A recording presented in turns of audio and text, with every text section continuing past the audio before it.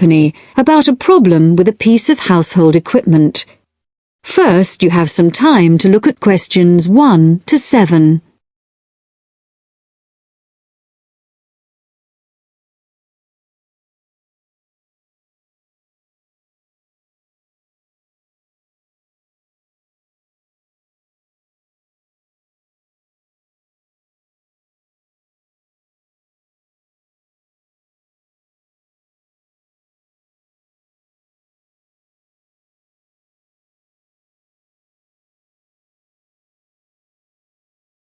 Now we shall begin.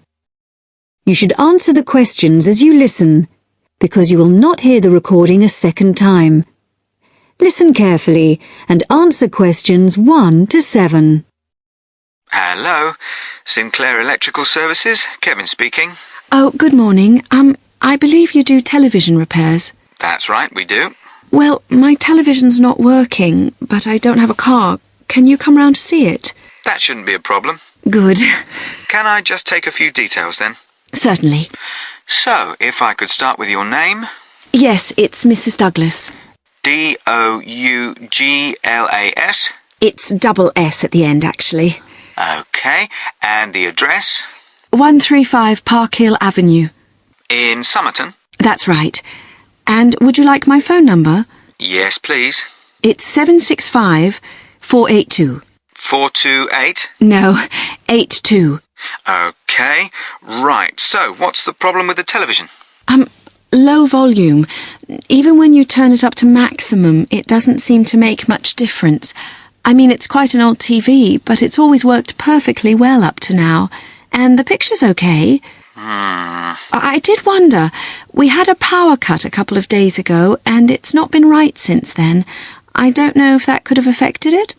It certainly might have something to do with it. Anyway, I'll come over and have a look. Can you tell me the make and model number by any chance? The number will be on the back of the TV. Yes, it's Schneider. That's SCHNEIDER. And the model number's, let me see. Yes, it's SVV5002. Right. Is that a fairly recent model? Not really. I got it 7 years ago. I remember the date because it was the year after I moved into this house, and that was 8 years ago. I hope you can fix it. I really don't want to buy another one. Before you hear the rest of the talk, you have some time to look at questions 8 to 10.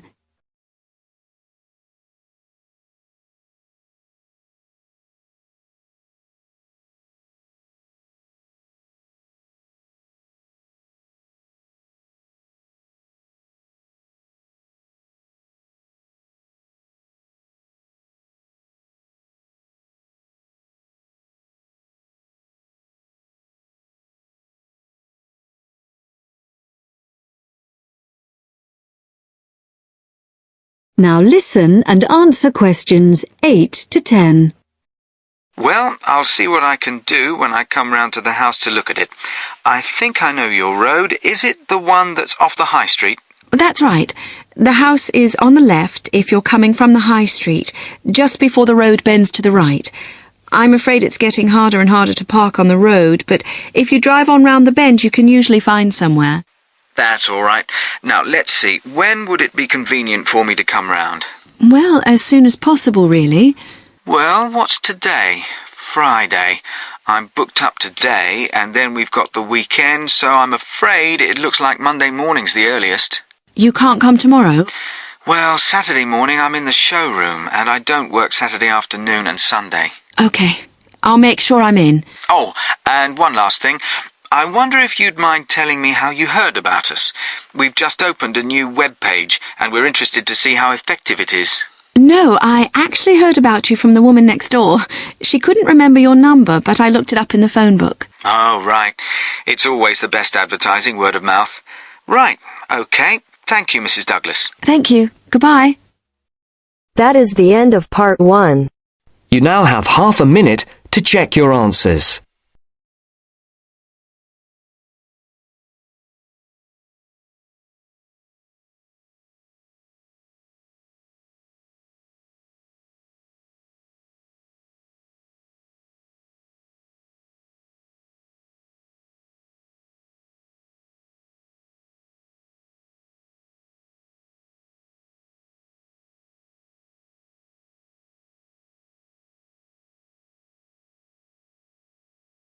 Now turns to part 2.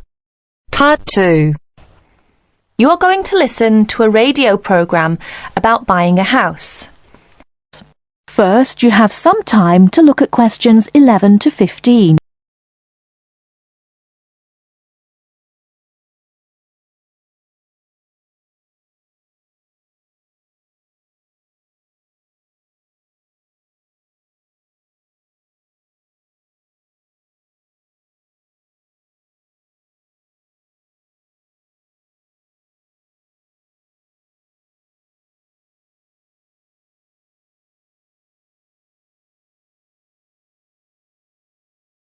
Now, listen carefully and answer questions 11 to 15. Good afternoon, listeners. Today, I'd like to welcome Edward Fox, who is going to talk to us today about buying a house. Edward. Thank you, Eunice. For most people, at least, buying a house is a major life event, and probably the single most expensive item you are ever likely to buy. It is also a place that you can make your home. Therefore, thinking carefully before you make a purchase is of the utmost importance. One of the most important things to consider before buying any property is the location, because remember, it is where you plan to spend a large part of your life, or indeed the rest of your life in some circumstances. Therefore, consider the type of life you enjoy leading. Are you a very sociable person who enjoys nightclubs and discos? If so, then you may wish to consider something close to the city, or indeed in a city where it is convenient for all types of nightlife. On the other hand, if, like me, you prefer a quieter life, then you may want to consider something away from the city. However, do remember that proximity to your place of work is also important. Indeed, we spend most of our life at work, and you don't want to have to spend 2 or more hours every day travelling to work now, do you? Therefore, transport is the utmost importance. City suburbs, however, are often conveniently located for commuting to work. All for shopping. Without being in the heart of a busy city. You may, however, think that a house in the suburbs would be far too expensive. Yet houses located in cities can often exceed the price of suburban houses. So check out the prices. You may be surprised. Family is another important consideration. You may prefer a house that is away from a busy street or main road. And of course, remember that children have to attend school. Is there a good school in the area, or would your children have to travel a long distance to get to school? Therefore, if you have children, or you plan to have children, location is a very important factor. And of course, remember that a family influences the size of the property. Before you hear the rest of the talk, you have some time to look at questions 16 to 20.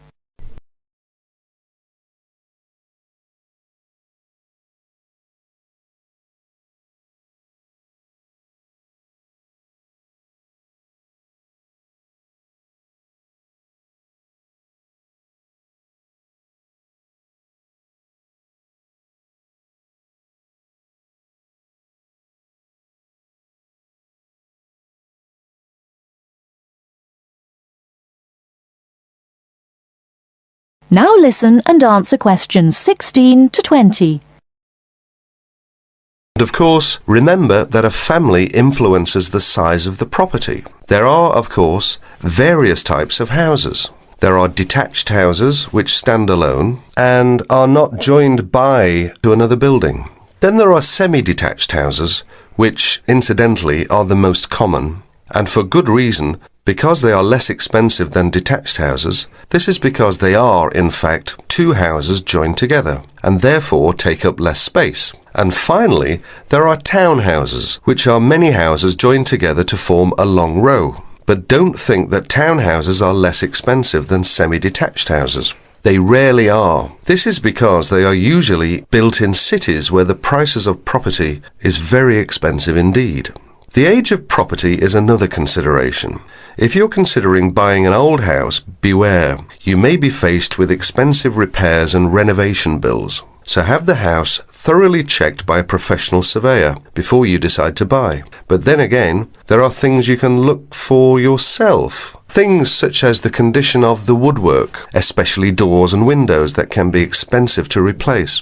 More importantly, make sure all the fixtures and fittings, things such as cupboards, sinks, taps, bathtubs, are all in good working order, because replacing kitchens and bathrooms can be a very costly business. And don't forget the garden. If the property has one, if you enjoy gardening, then fine. But if you don't enjoy gardening, then you may prefer a small garden as opposed to a big one. But even if you do enjoy gardening, it is important to remember that gardens take up a lot of your time. So keeping a garden in good order may be very difficult if you work long hours. One final thing is the general feel of the place. Does it have a good atmosphere? And most importantly of all, would you feel comfortable living there? Thank you, Edward. But I'm afraid that's all we have time for today. But I'll be back next Wednesday when my guest speaker will be talking about buying a computer. So until then, bye for now. That is the end of part 2. You now have half a minute to check your answers.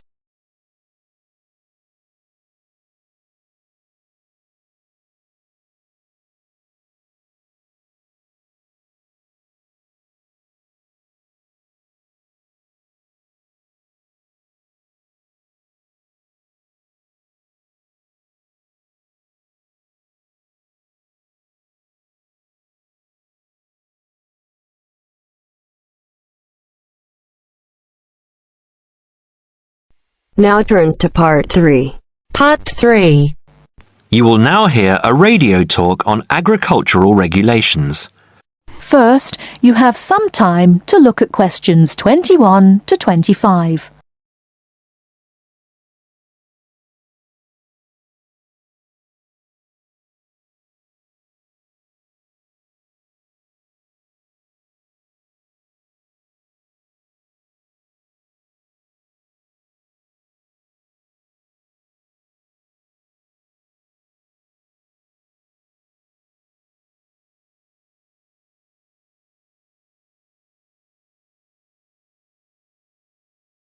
Now listen carefully and answer questions 21 to 25.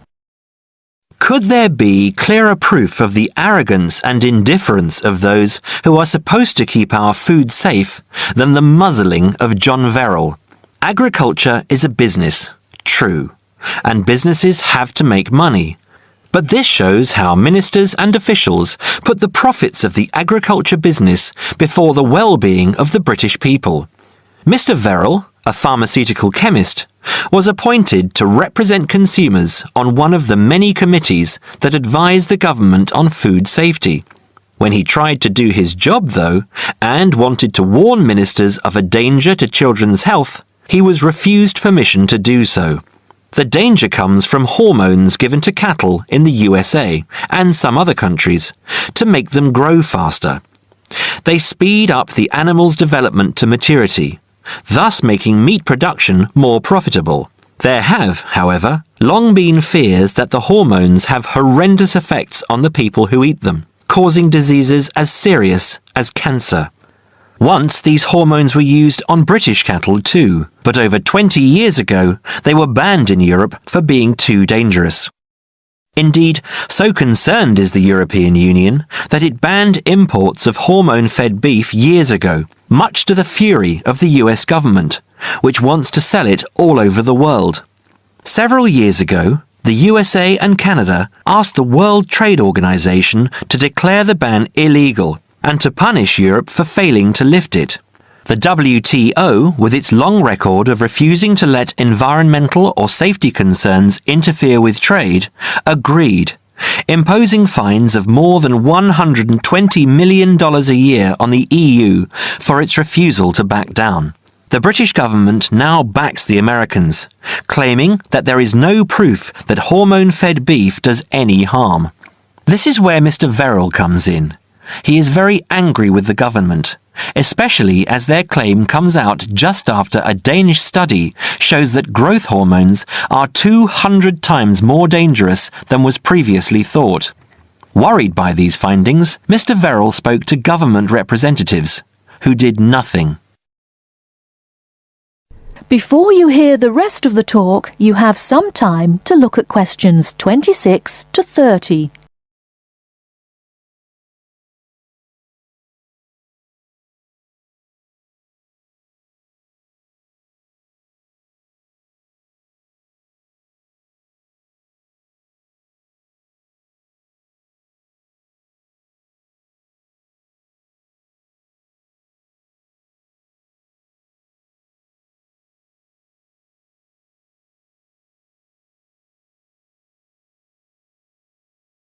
Now listen and answer questions 26 to 30.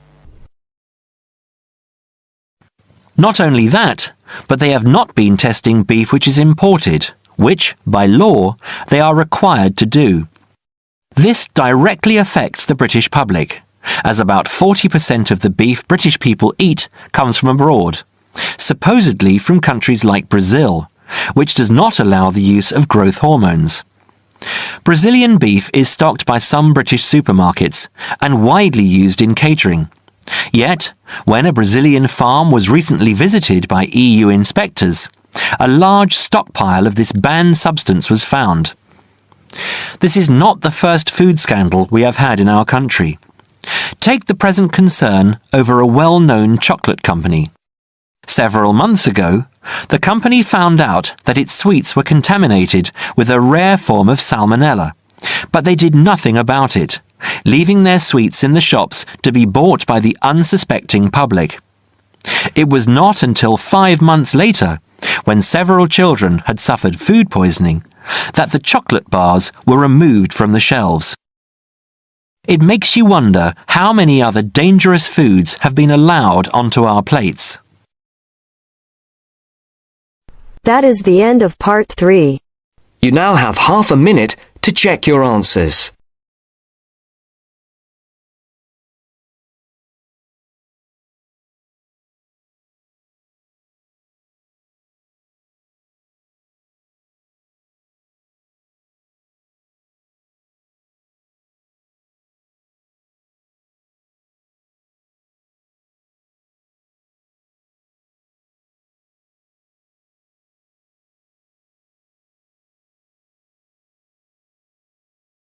Now turns to part 4. Part 4. You will hear a talk about the pitfalls and pleasures of being a postgraduate student. First, you have some time to look at questions 31 to 37.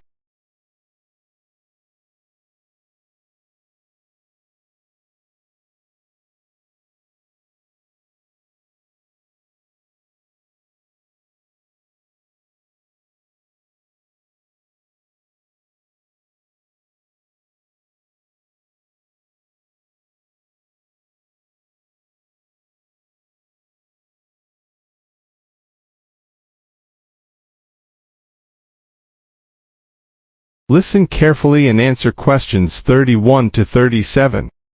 Postgraduates are about as easy to define as catching steam in a bucket. Courses can be vocational, for training, as research, as a preparation for research, or a combination of these. Also, you can choose between full-time and part-time. Increasingly, the approach to postgraduate study is becoming modular. The vast majority of postgraduates are doing short, taught courses, many of which provide specific vocational training. Indeed, there has been a 400% increase in postgraduate numbers in Britain over the past 20 years. Current figures stand at just under 400,000. People undertake postgraduate study for many reasons. These may be academic, intellectual challenge, development of knowledge, vocational, training for a specific career goal, or only vague, drifting into further study. It is essential that you determine the reasons you want to become a postgraduate. If you have clear goals and reasons for studying, this will enhance your learning experience and help you to remain focused and motivated throughout your course. Where you study should be based on much more than the course you want to do. For some courses, you're likely to be there for several years, and it is important that you are happy living there. Check also what type of accommodation is available, and whether the institution provides any housing specifically for postgraduates. Choosing an institution and department is a difficult process. To determine quality, do not rely on the reputation of an institution, but find out what the ratings are from the most recent assessment exercises. Find out about the staff, their reputation, competence, enthusiasm, and friendliness.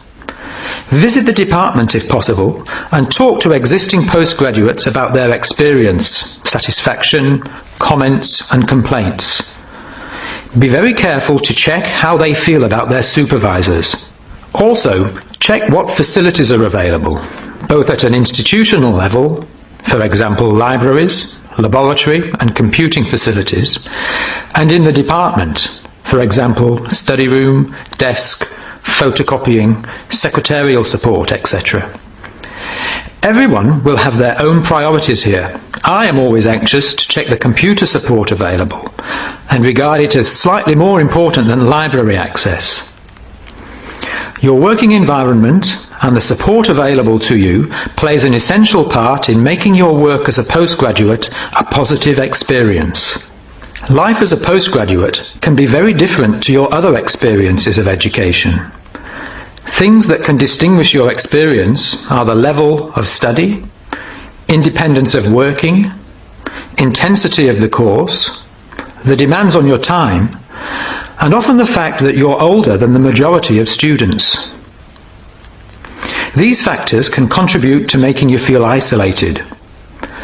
However, there are several ways you can make sure that this is either short-lived or does not happen at all. Many student unions have postgraduate societies that organise social events and may also provide representation for postgraduates to both the student union and the institution. Departments can also help to create a sense of identity and community, and often have discussion groups available. Don't be afraid to talk to staff about any difficulties you might be having. Of course, universities provide counselling services, but we have found that the best advice comes from talking to other postgraduates who may have faced similar difficulties. Look at questions 38 to 40.